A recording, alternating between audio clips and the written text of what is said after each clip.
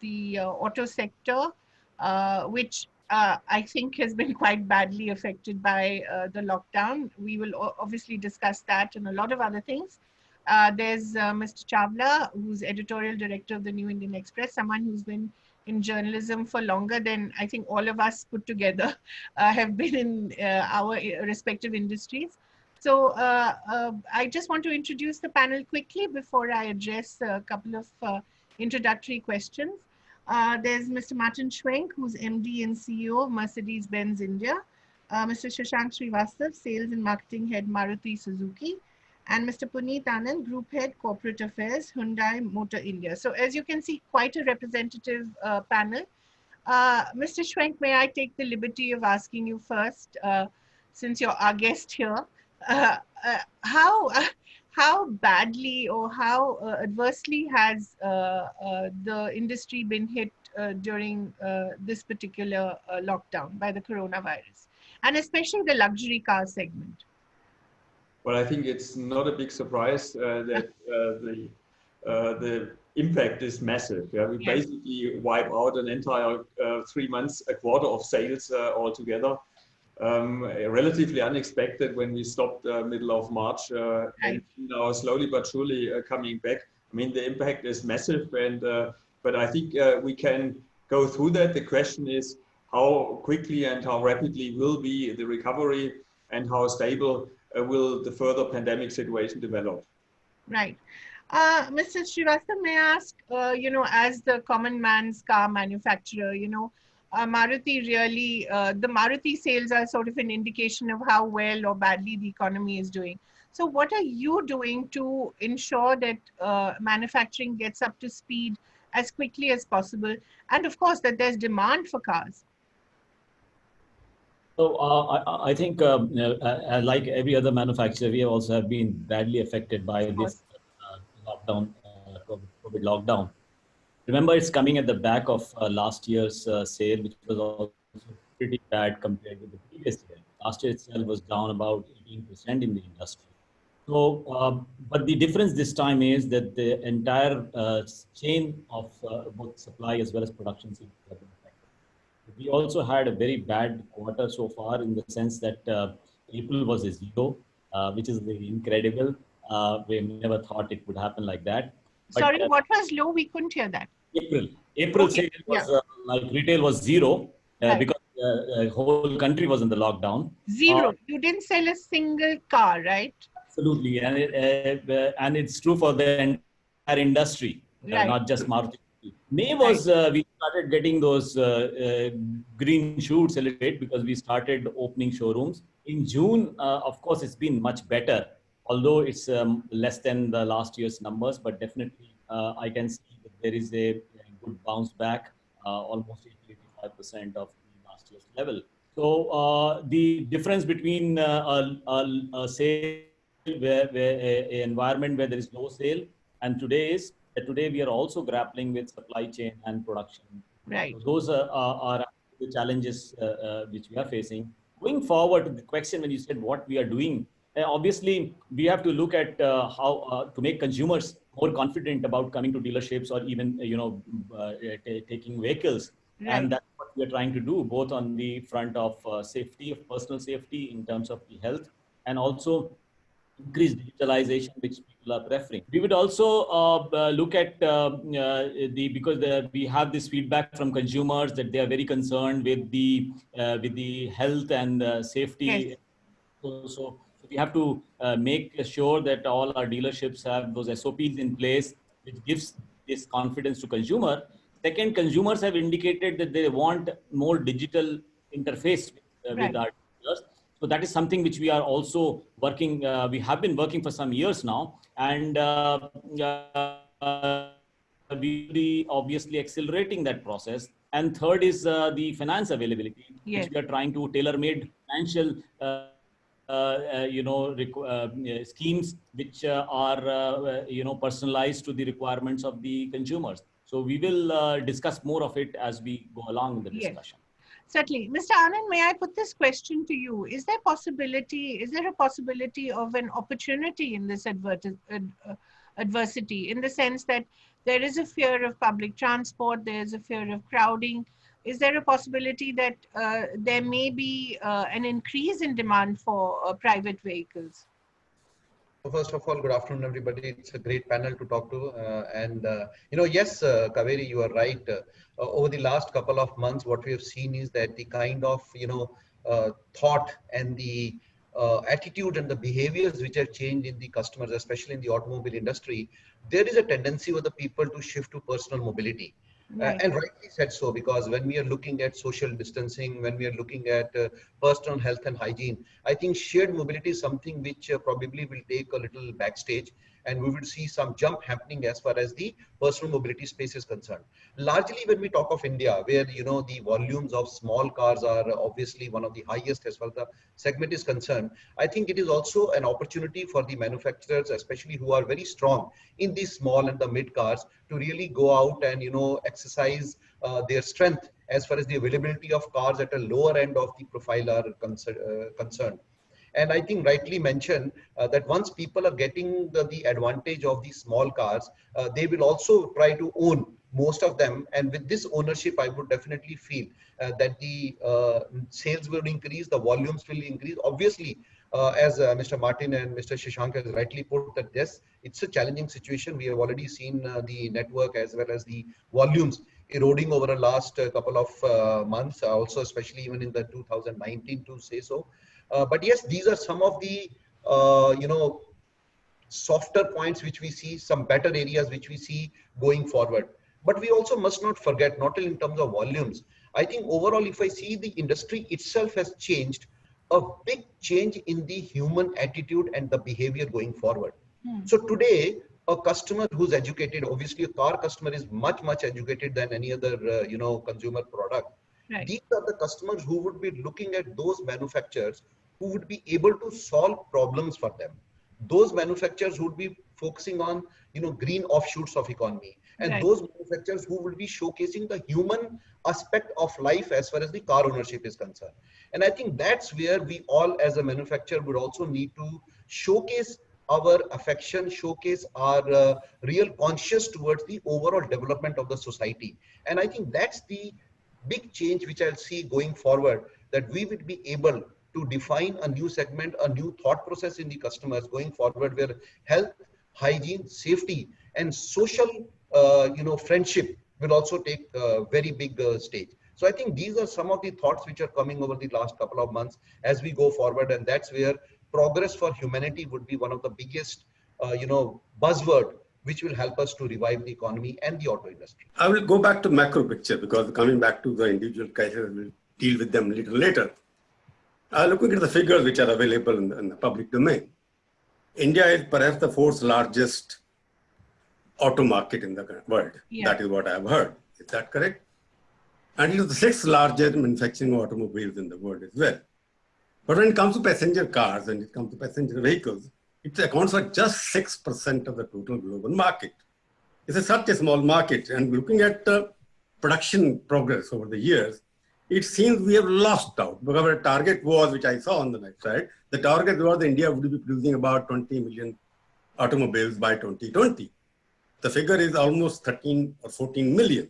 So demand is not growing as fast as should have been. It grew by 12%, 13%. Your profitability has gone up.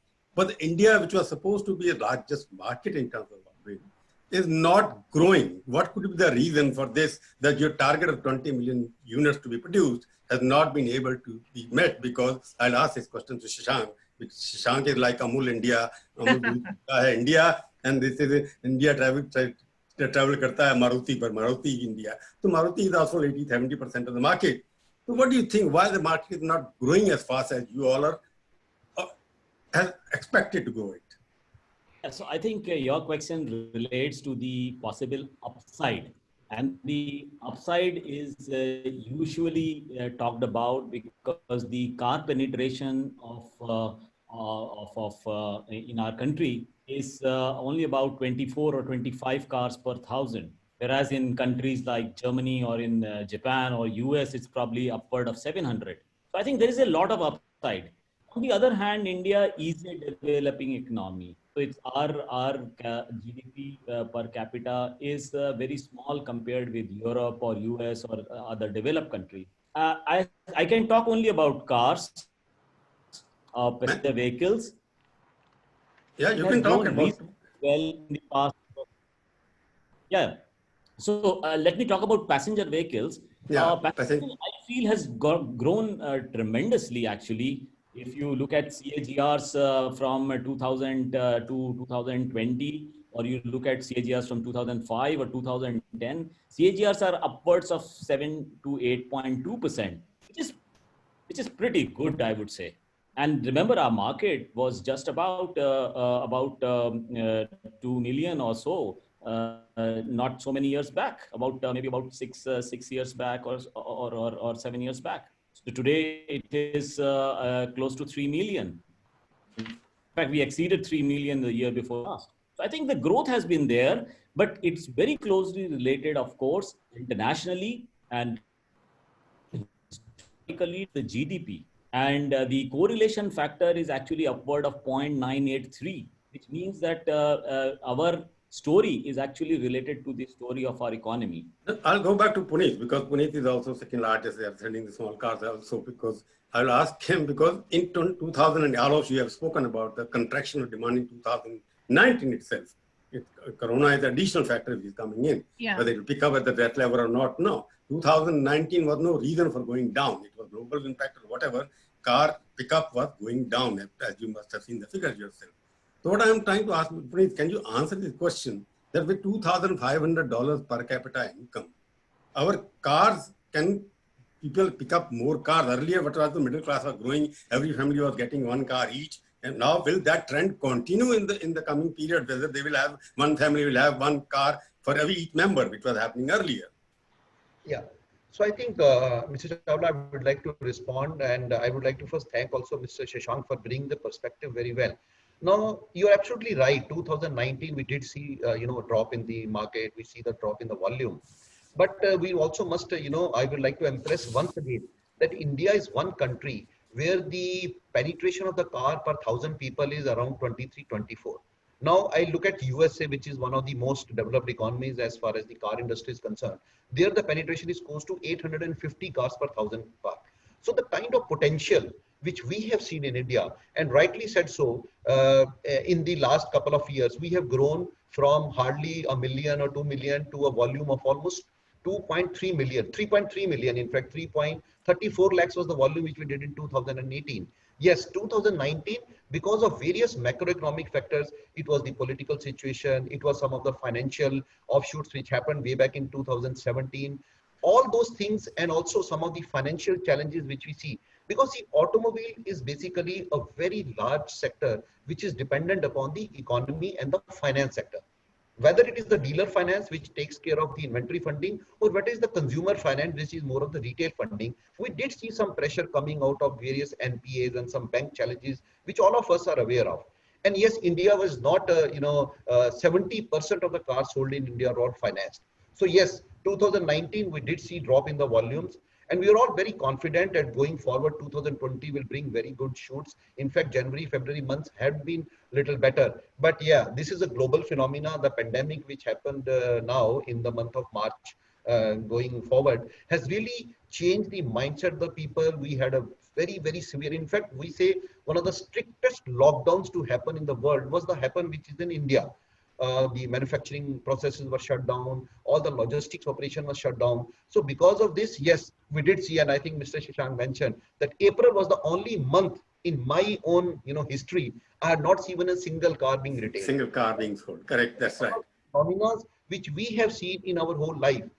How could anybody think that there will be a month in the country of India where not even a single car retail would have happened? But I think these are the truths. These are now the facts. We are living with it. But when it comes to the potential, India is going to be a very, very strong potential market. And I think we have also seen the offshoots when they come to the economy. India is also the fastest to jump back, to spring back because of the resilience in our rural area, because of the resilience in our population, and also the fact that car now is becoming more of a necessity, especially in towns, rural areas where we have seen a lot of growth happening. And I think as we go forward, India will definitely be one of the biggest potential markets as far as automotive industry is concerned. And no doubt, barring one or two manufacturers, more than 20 manufacturers are now set up in India doing business, and I'm sure many others will also follow. So that's the. No, I agree with you. I agree with you because we are looking at potential of India. Potential of India is of course huge, unlimited.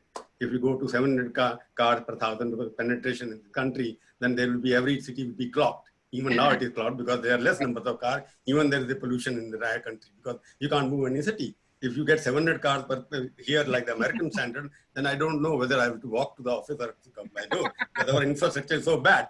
Anyway, coming back to Martin. Because looking at the scenario, because earlier our common man's car, Maruti, they sold very little last month, but they will obviously all of you are confident you'll pick up. But when you look at the luxury market, Mercedes, because Mercedes was a symbol in India.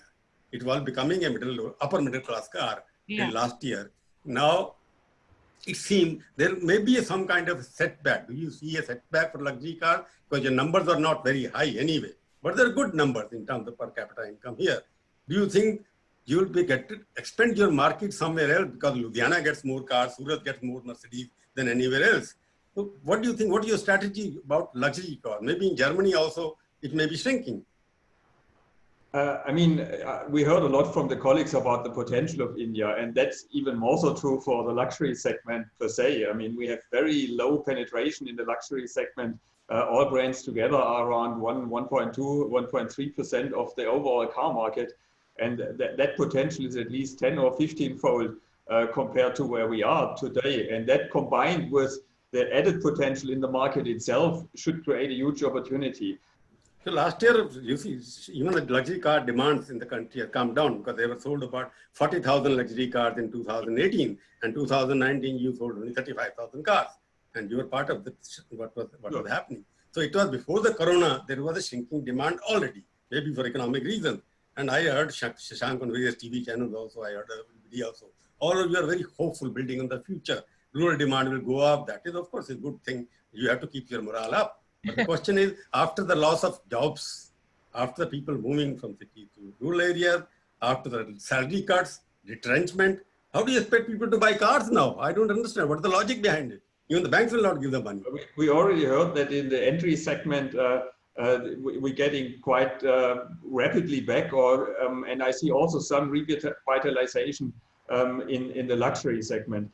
Specifically in the luxury segment, I think it is more deferred purchases than actually a loss of sale altogether, with attractive products and financial offerings, and still being strong on the network. I'm confident that we have a chance to come back in the next couple of months. But obviously, if you're concerned about your health, your safety, your family, if you have limitations in movement, then your need for a car, and for our customers, often it's another car on top to a car they already have, or multiple cars.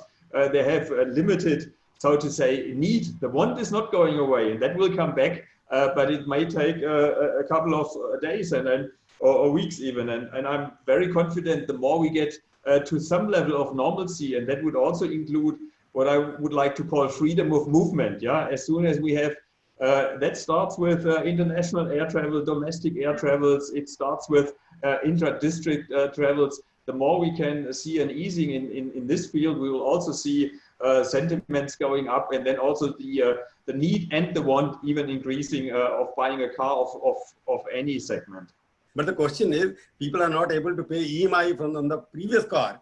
Right. When the 30-40% retrenchment is there, 30-40% sale cut is there, and how you expect your dealer? You must be getting the dealer's feedback. I got some figures about the May what we have sold. If I look at Maruti picture alone, Maruti sold about 14,000 cars in May. That is the figure which has come out in the market. Is it correct, Shashank? Yeah, the retail was about 30,000 was the retail. 14,000 was the whole. 14,000 as against 1.2 lakh in May last year, which was also a bad year as compared to 2018.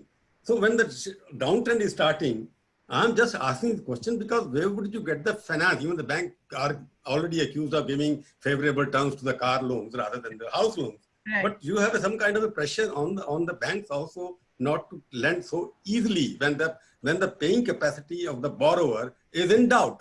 I'm just looking at it. You may have the answer. I don't have. But I think the picture is not so bleak. The past actually has been pretty good. 2010 onwards, so it's not as if manufacturers are hopeful only of the future. The past also has been good. Yes, I agree. Last year number was a little lower. The retail. I'm basing on last year, yeah. So last year retail was a little lower for many reasons, including the cost of acquisition going up because of the transition from BS4 to BS6, some of the safety norms which were introduced, the insurance third party insurance which was mandated by the Supreme Court, and so on and so forth. There were also, of course, disruptions in the sense of uncertainty because of the elections and so on and so forth. So going forward, and I think it's also unfair a little bit to compare May of this year with May of last year, because I think the situation as far as lockdown is an unprecedented one. And therefore, what we need to look at is the fundamentals in place for a quick recovery. So if you look at June figure, for example, if you see the bookings or if you see the retail or even the inquiries, they are roughly around 80-85% of the previous year. I would say it's a good bounce back, because it's a good bounce back, and I wouldn't say it's a V-shaped recovery, because people are debating whether it will be a V or it will be a Nike swoosh like a hockey stick, or whether the recovery will be a bathtub recovery where it falls down, stays low, and then goes up. So I'm not getting into that discussion. However, I think much of the demand which you see today in June, and June, remember, the figures will be much better than May, much better. So I think that gives you some hope, and even if it is because of the latent and you say the pent-up demand because of low sales in April and May, I think going forward, much will depend. I think Martin made out that comment very beautifully in the beginning itself. Much will depend on the fundamentals of economy and the sentiment of the consumer, which depends on how this COVID thing moves, which direction it moves. For example, if tomorrow you have a vaccine discovered, things may change immediately overnight. However, you may see a worsening if there is a second wave, for example, of a COVID wave, a second wave. You might see a dampening of. No, you're right, Shashank. I'll ask Puneet. Much of it is uncertain. I think, yeah. So this is the year. Yeah. Puneet, the question, as everybody is saying, that depends on the economic sentiment, financial strong or whatnot. If you go by the figures and prediction, all economists talking about -5% growth in this country. When you talk about -5%, it means a lot for people who can buy cars. How you connect with -5% prediction with what you are saying that it will pick up? I'm a student of economics. I taught economics. But I have not understood this positivity. When the contraction is going down, GDP is going down, per capita availability of income in the hands of people going down, and even then car people will buy. Maybe there must be some mechanism. Shashank is the best marketing manager, both of you are there. You may be able to sell them. I don't know. So, Prabhuji, I think your very observation in terms of the economy. And I think what fellow panelists have also mentioned is, yes, car buying is definitely a matter of, it's an offshoot of the economy. What we want to say is that, yes, last year we did see a degrowth happening because of various reasons, which Mr. Shashank already mentioned. This year, yes, in the initial part, we have seen our March month also going little washed away, because last 7 days, not much of any business happened. April month was a wash away. Even May month, to some extent, as you already rightly mentioned, you have some figures with you. We also, because it was the beginning of the opening of the lockdown, the unlock 1.0, as we call them, things started moving up. June is looking to be very better in terms of the inquiries. That means that the customers are there waiting to get hands on the car. Although the cars, maybe initially we would see the growth happening in the small cars or the middle segment, we may not see much happening in the cars which are above 10 lakh bracket. But what we want to say is that we are looking at the positive scenario wherein during the festive season, because see, June and July are the 2 months. After that, once the August month starts, obviously the festive season will come, and keeping our fingers crossed that if you are able to, arrest the spread of this COVID and people are starting to come out obviously the festive season will see some demand resurgence coming, not only from the bigger towns, but also from the smaller towns. And that's where manufacturers who have, put already their plants in place and everything is already in place. Our vendors are now up and running. Our supply chain is starting to function. Our logistics have started to happen. Yes, in certain states, there are still 50% restrictions in terms of the manpower. But what we want to say is that because of these slowly economy opening up, travel starting to happen, government also looking at, supporting the MSME sector, the 20 lakh crore amount, which has been, announced by the government and the Honorable Finance Ministry will definitely start. I hope that will not go into the car. And Puneet, Not all I of just, that. but it come back to the economy, I agree. Puneet, let me stop it because everybody talking about it. Other thing which is looks like one I have to ask, car market, whether it is price elastic or not, I don't know that. I have not done the comparison because your prices never go down. They may go up all the time. And with the new norms of pollution coming in, most of you have to spend money on improving enhancement of the product. Then if you spend so much money making it, Maruti has already done it, luckily, they may not have to invest that much money. But if all of you have to invest more in enhancement of quality, the car cost is likely to go up, isn't it? In that growing, price elasticity is there higher. The market demand, obviously, as a student of economics say, when the prices go up, demand normally comes down. Mr. String, what do you say? Because your car is the most expensive. I mean, of course, you are right. Yeah. On the other hand, we are not selling our cars via price, quite frankly. Yeah. I mean, if you sell a luxury brand, you have to sell the product and the brand itself. So, of course, there is a dependency on the price point, and a lower price helps customers to buy. But we try to convince the customers with the features of the cars, with what they aspire to be. And I think that is definitely our strategy, because you're quite right. I mean, costs are permanently going up. Inflation is an issue. Duties is an issue. Overall, it is very slim margins we actually have in terms of earning and being viable here. But as I said, the attempt should be to sell via the product and the product substance and not via the price. Mr. Schwenk, just one question, Mr. Chawla, then please. Yeah. Good. I just wanted to know, does the Indian luxury car buyer, is he different? Does he behave differently? Does she behave differently from people in the rest of the world? Is there something unique to them? I would say maybe one thing. The highest priority for an Indian customer is first investing investing into their own business. And then buying a car comes much later, coming luxury car. In other markets, the priorities are slightly different. There is more focus on putting money into a vehicle. Yes, you buy a house, but then a car comes very quickly already in the wants, so to say. Whilst in India, there's a lot of investment and saving. It's more a savings culture than we would have in many other countries. I'm coming back to, again, price elasticity, because I'm looking at the figures that Maruti sales has got. Maruti, I saw the last year figure, Alto almost was number 1, followed by Desire. 2 lakh copies, just more than 2 lakh vehicles you sold. And second was 198,000.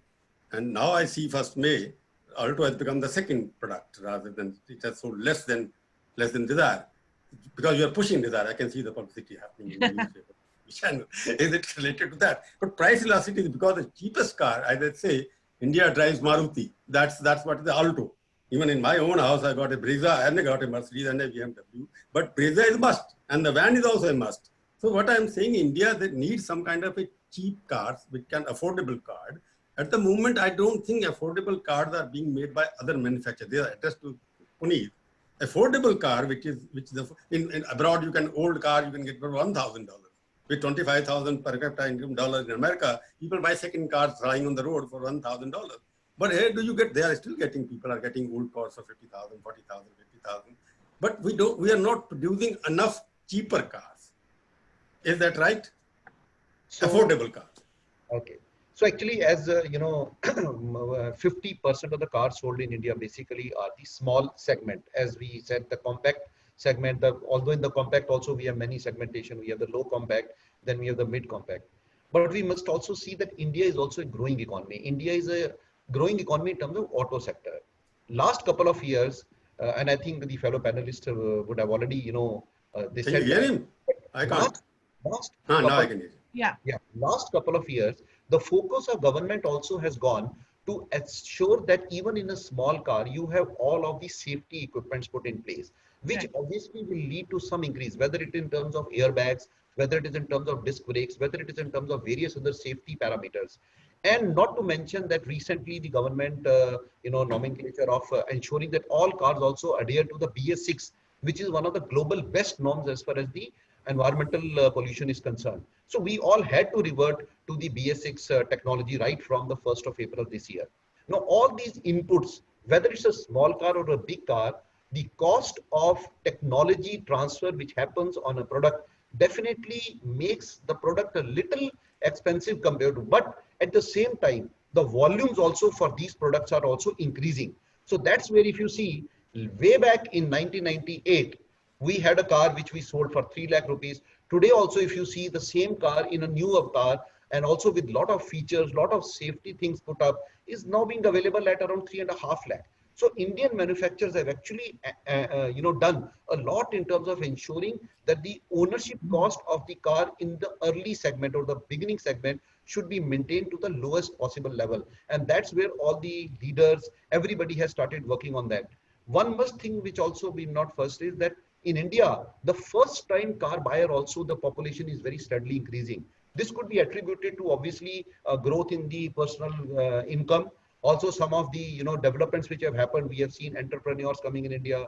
We have seen self-sustained individuals coming in India. We also seen a lot of FDI investment coming in India. Job market has opened up in the last couple of years. All this has also increased the number of first-time buyers, and that's where we see that these first-time buyers who used to actually buy a two-wheeler or a three-wheeler earlier are now investing in a passenger car or a passenger vehicle. You are very right. First time buyer, because you will getting out of NRI, you will come back from Gulf into Kerala, they will buy all the cars here now. You have a big market now in Kerala. Also growth in the automobile sector. And Swink will be happy because Kerala will buy Mercedes now. Lots of money. But Kerala has a lot of money there. Come back, I think lot of money they have come back. But a banker was telling me he's getting money in 3 months, which he has never got in the last 5 years together. Wow. That is what the banker told us when I spoke to him. But coming back to the situation that it seems that when the prices go up, as we expect, that you're not going to reduce the prices, will you? Each one of them. They're not committing anything. The question is whether we reduce prices. You will give better discounts? I think, if you ask me, really it would help us if we had a little bit of at least temporary relief on the tax burden. Yeah, that would really give us a big boost. Yeah, because to reduce prices, obviously we all have to run our operations and still pay our employees and have all the fixed costs related to that. So at the end, we need sales to get out and remain profitable or become profitable again. And surely anything that would help in that element, the customers would then bottom line benefit the manufacturers and the employees of the manufacturers. Other question, which is a very interesting thing which has happened in our lifetime now. I'm crossing 70, I'm 74. First time in India's history, I don't know what happens. I can't compare the prices of diesel and petrol in the rest of the countries. I don't remember, but Swink can update us. It's the first time that diesel in Delhi is selling more price than the petrol. Most of car manufacturers from Mahindra and Mahindra to everybody, I saw their priority was earlier diesel-oriented manufacturing. This diesel becoming more expensive. Even Maruti had more petrol, I think. The proportion of motor car with petrol is much more than the diesel one. So do you think even in Mercedes also people used to buy more diesel cars than petrol? Though I prefer petrol car. That's a different issue. But this diesel becoming more expensive, what is the policy behind it? Why it has been done, I really don't know. But this government has done it. That is a major change. Will it change the production schedule of the car manufacturers as well or not?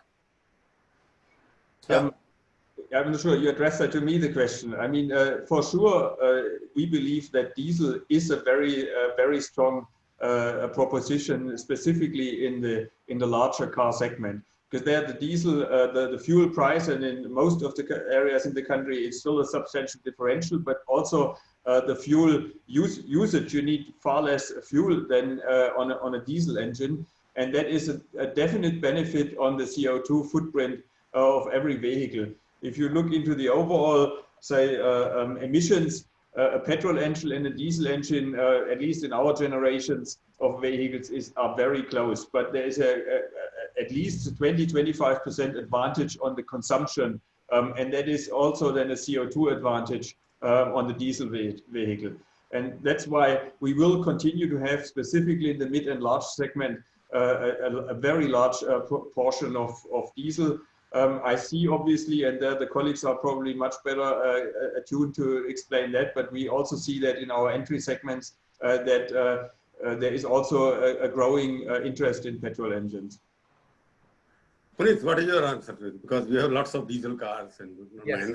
Mahindra is the largest manufacturer of diesel vehicles, but I don't know. But we are very happy to say that Hyundai has always maintained that there is a sizable population which still wants to get their hand on that as a drive to excite. And I think the car which can give you excitement and the power is something which a diesel power plant can give you. In the last year, when we transited from the BS4 to BS6, we ensured that all our products which were available in the BS4 diesel necessarily were transformed into the BS6 diesel. In fact, today when you are asking this question, I'm very happy to share that today we have also launched the BS6 version of our Elantra, which is one of the most flagship, sedan as far as our segment is concerned. Because we are very upbeat as far as the consumers' interest in the diesel is concerned, especially when India is obsessed by their love for SUVs. I think SUV will be an area where, we would see people still adopting diesel much better than that of the petrol. Because the diesel benefit is one, obviously technical reasons, CO2 emission, all that, but also the return as far as the diesel, cost efficiency is there in terms of the average, or I would say per kilometer, what you get from the diesel is better, 20% almost better than that of a petrol product. Now, Before the price equity, not now.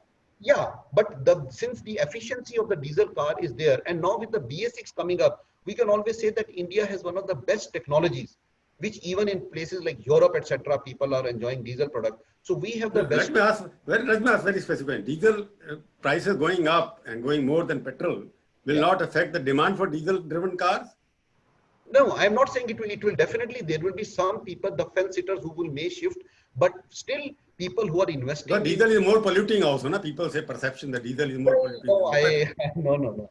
Actually, and maintenance cost is higher in terms of diesel-driven cars. But with the BS6 technology coming up, because that's why government brought the BS6 now, because they wanted it to be as clean as the fuel. And we have the diesel plants running, diesel power plants doing their duty all over the world. And that's where, including our Creta, the Venue, all the products, we have already equipped them with the BS6 plant. Martin, what about you? Do you feel the diesel cars will be less in demand now?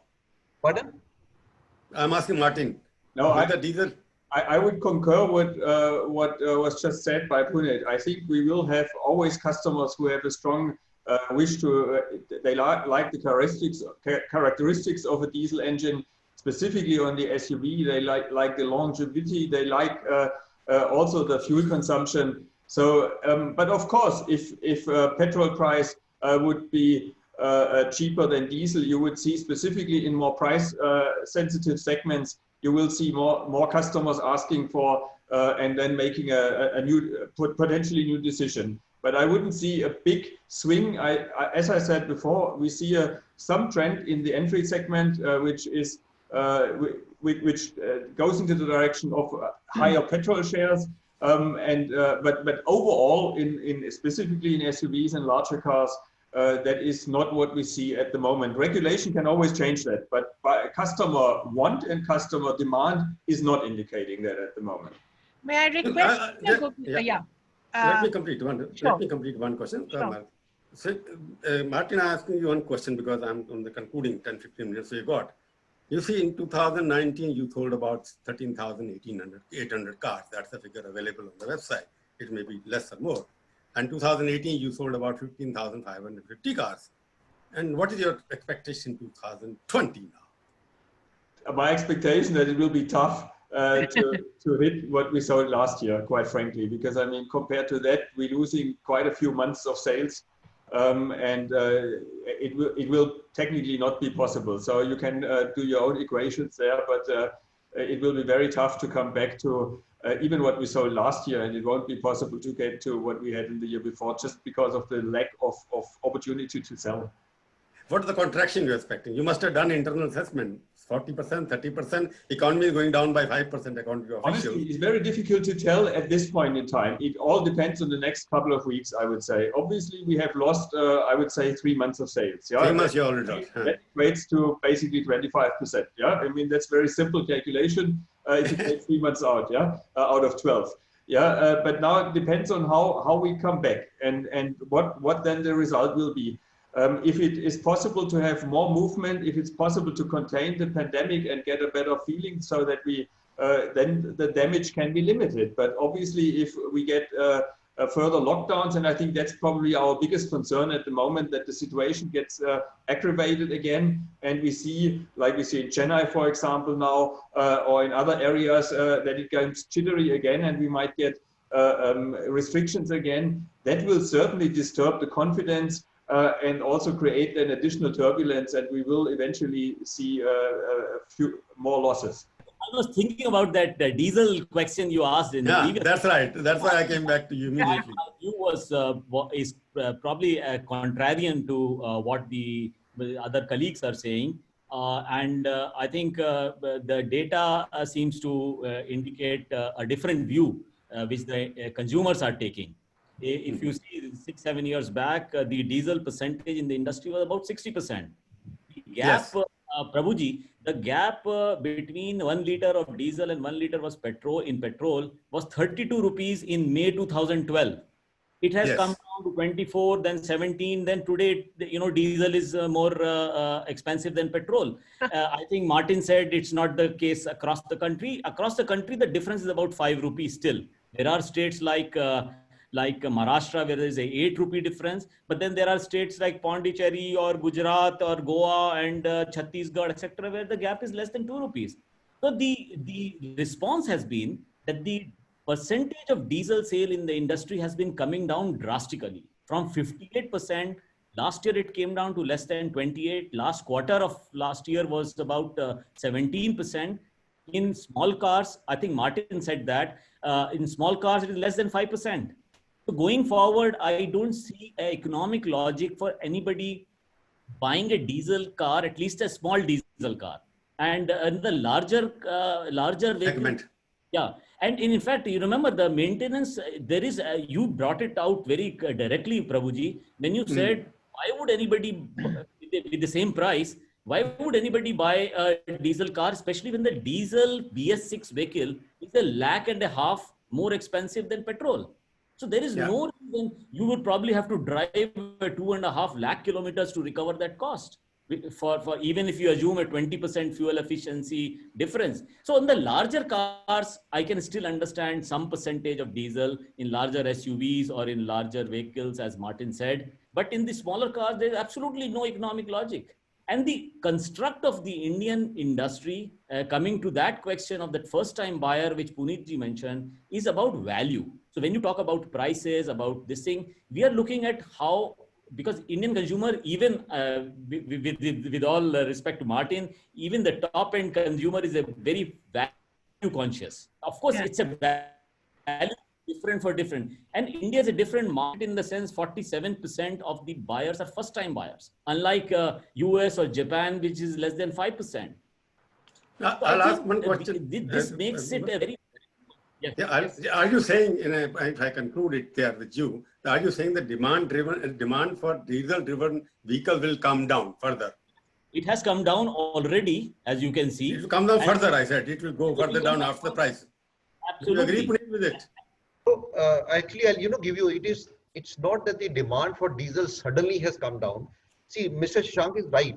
When we look at... I said further. My question was further. Because when we see the price differentiation between petrol and diesel, which I think very well articulated, we have seen that already the diesel was becoming a little expensive fuel from 32 rupees to 20 rupees, then to 15 rupees, then 10 rupees. Last year, it was by and large around 8 to 10 rupees.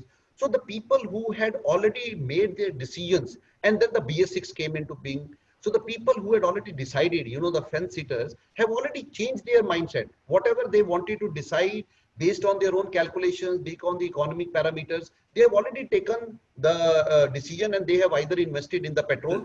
But yes, the people who would like to love to drive a car, and I can give you some statistics. In the month of March, we launched the all-new Creta. Today, we are very happy to share that still 55 to 60% of the cars which are sold are all diesel cars. We have a petrol power plant. We have a turbo in Creta in petrol, but still diesel is one of the hot favorites. So what I'm saying is it also depends upon the demographics of the customer. And yes, people who are above that 10 lakh kind of a bracket, where the cost differentiation doesn't make much difference to them because mostly it is all financed. For them, that fun to drive is the feeling which cannot be, because you are repeating this statement, fun to drive. That has been your theme. I think Hyundai theme should be fun to drive. That means Hyundai is a car to fun to drive. And he's talking about value added. And you would like to conclude now by asking Mr. Singh also, what do you think? Diesel car demand? I've already taken a call. Only think people who have decided now they will invest in the diesel. Okay. Because all those market dynamics have already changed. Mr. Martin, tell us whether your diesel car demand is going up or going down. What kind of inquiries are you getting? I mentioned already. We are very stable in the larger segment, and we see in the entry segment a slight shift to petrol engines. But what we also see as customers are getting more eco-friendly and more concerned about sustainability. And that is definitely something which brings then the question of carbon footprint to the forefront. And we see in our segment that obviously electrification is an answer to that, but one answer is also more efficient engines. And it's still very hard to beat a diesel engine in terms of efficiency.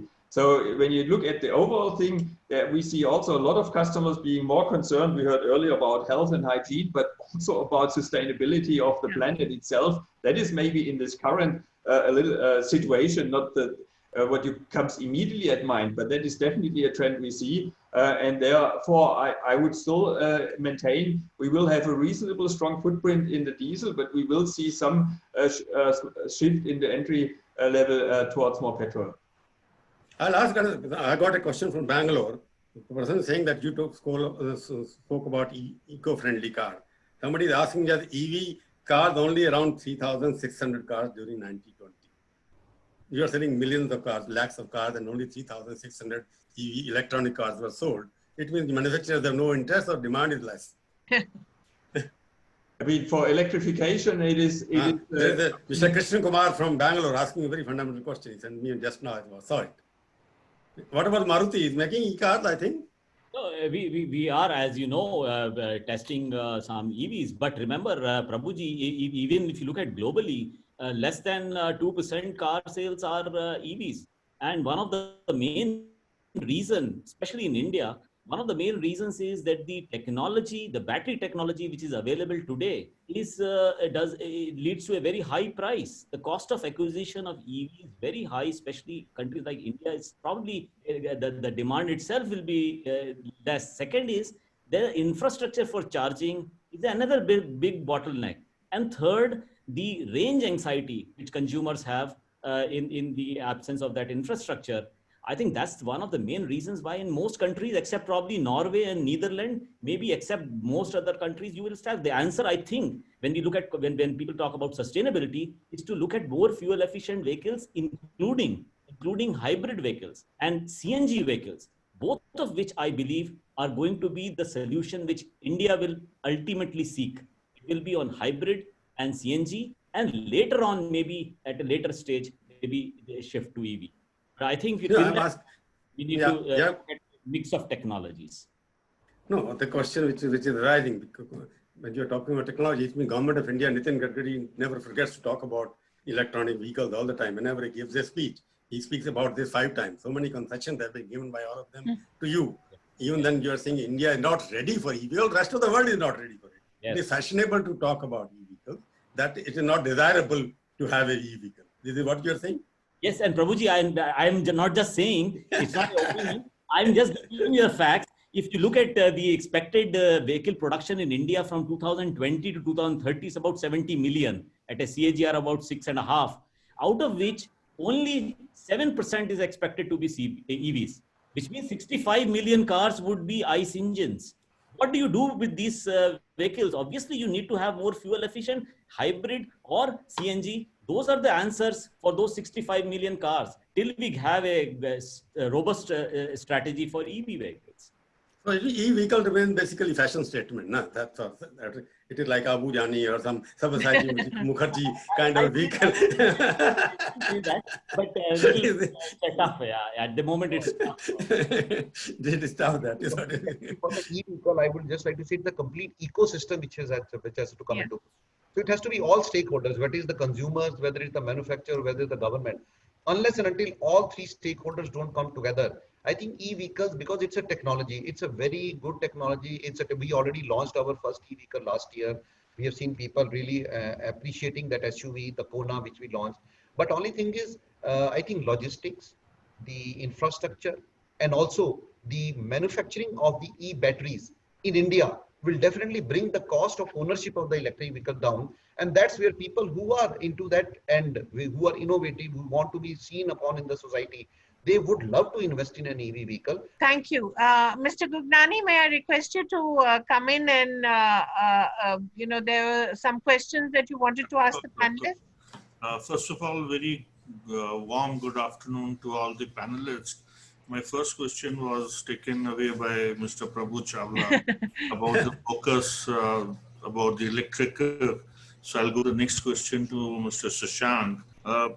Making a car cheaper today would be more difficult in this situation where Mr. Puneet said that 6 years back they used to sell a car for 3 lakhs and today again the same car with a new avatar is at 3.5. So is it so that we can make the perception more cheaper with the consumers by making good question scheme and getting the price and the EMIs down with interest and the car's condition with warranties going up to 7-8 years, so that the market will come back because the car would be required after the epidemic. Shashank sir. Yes, absolutely. Very good observation. One of the things is that with the increased push, the mandate by the government regarding the requirement, the mandatory requirement for emission and for safety, it is difficult for anybody to bring the costs down and later the prices down from the current levels. It can only go up. So yes, having financing schemes which actually makes it easier for the consumers to, in terms of lower EMIs or more flexible EMIs. This is something which is very important, especially for the first-time buyer and also to the lower end of the segments. And we do find that the bounce back which we saw in Maruti Suzuki in the H2 of last year. Remember, our Q3 was actually higher than the previous year. Then it is largely because we could have finance schemes which could make the consumers look at it. It's not that we decrease prices; we actually increase prices in response to the new norms for emission and safety. Yes, you are very right. We need to, and also I always come back and say that consumers in India are very value conscious. It doesn't mean that we have to harp on price. We have to show him value, and that is what we are trying to do at Maruti Suzuki. Fortunately, even at the lower end, the consumers do look at in our products, and that's one of the reasons why we have been able to be successful in this segment as well. Thank you. Very, very clear. What? Mr. Gugnani, we can't hear you very well. Mr. Gugnani, your voice is... Puneetji, can you hear me now? Yes, we can. My question to you is, as the difficult times and a lot of investments are required in the showroom, and there has been reduction of stocks, are the showrooms be going to smaller and more digitalized with less display? Will that be the future, or it will continue the similar way it's going on big spanky showrooms? So I think a very, very good question. What I would like to say is that already we know that in India, the availability of a retail space is becoming a challenge, especially in the bigger cities. So yes, going forward, as we say, The formats of these showrooms will definitely change what they have currently been. At the same time, I think in the beginning we said that today the consumer is basically researching on the worldwide platform. He is researching online. He is expecting more of a digital support from the manufacturers, right from the purpose of looking at the product, its features, its colors, and even to the convenience of a test drive at the convenience of his or her place at their own area. I think these are some of the interventions which all manufacturers have already started to take. Case in example, recently we have announced Click to Buy, a very, very innovative platform, which over the last few months has already seen a footfall of more than 7 million people coming, 700,000 people coming and, exercising their right to understand the product, not only in terms of understanding the product, but also applying for a finance online, applying for requesting for test drive online, and at the same time requesting for the delivery of the car at the comfort of their home itself. Now, these are some of the investments which manufacturers have made, and I'm sure many other manufacturers will follow suit so that they can really reduce the cost as far as the operations and dealerships are concerned. And also what we want to share over here is that with the coming up of the new technologies, it is very easy for the consumer also to access knowledge at the press of a button. Today, with the speeds coming of 4G, and also we are looking at into 5G, I think consumers and manufacturers also will be very easy for them to marry the product as well as the experience on the digital platform. Puneet, I think that I would, I have understood, because we have to conclude now, Puneet, that you are basically saying the architecture of showroom will definitely undergo changes some kind of, because looking at the cost of it, as he's asking, Nani is asking you. But I think a very last question which I'm going to raise it. We have a good scrap policy.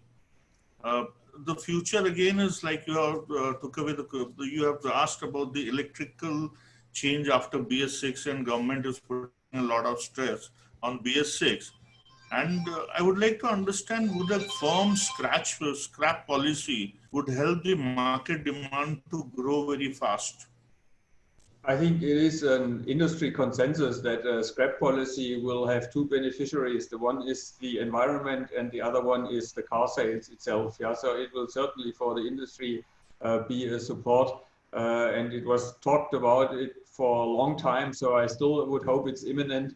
It will certainly not save the industry, so to say, but it might be a suitable support in these times. I'll ask the last question now, because you're talking about finance. Don't you think it is a good idea at the moment? Because I feel as a personal consumer of car, I've bought cars, post-sale expenses are very high. Insurance cost is very high. And Mr. Swank, I'm telling you, your cost of servicing is very high. If you buy a Mercedes, obviously you have to keep at least 20,000 rupees a month aside for servicing it. Your parts are very expensive. Every car except Maruti, which is cheap at servicing station when you go there. But all other cars, in terms of insurance, is going up because private insurance parties have come up. Servicing charges are going up. The person thinks twice, okay, I'm paying 3 lakh, 4 lakh, or 25 lakh, or 40 lakh for Mercedes, or 50 lakh, or 70 lakh for whatever car. So I end up paying a cumulative expenses of insurance plus that, which is almost becomes 10% of the cost of the vehicle. Is that the scope for reducing these expenses? I mean, if you address it to me, for sure. Because you're the most expensive. Cost of ownership is very important to the customers. And I think that is an area we are working on. Everyone works on that. We know that is a main concern. I think one element to that is for sure to have service packages which are suited to take care to some extent of the concern. I mean, we will never be able to compete with the Maruti pricing. That is not possible based on the cost of our parts and the volumes underlying. But the concern is clear, and it's also something which is, a known strategy in the industry, that we need to be not only be present where the customers are. That's for the luxury manufacturers definitely a target by itself, that you even can get maintenance in the area you live. And on top of that, total cost of ownership is definitely one of our strategies.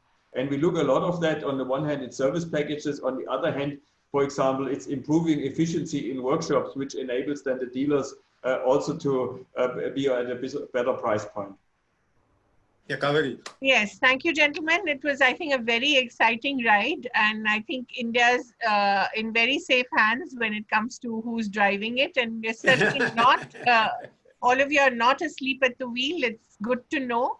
And thank you, Mr. Gugnani. Thank you, Mr. Schwenk. Thank you, Mr. Srivastav. Thank you, Mr. Anand. Thank you, Mr. Chawla. It was a very exciting discussion. Good, Thank good. you. Thank you very Good much. to notice the optimism everywhere. Good. Yes.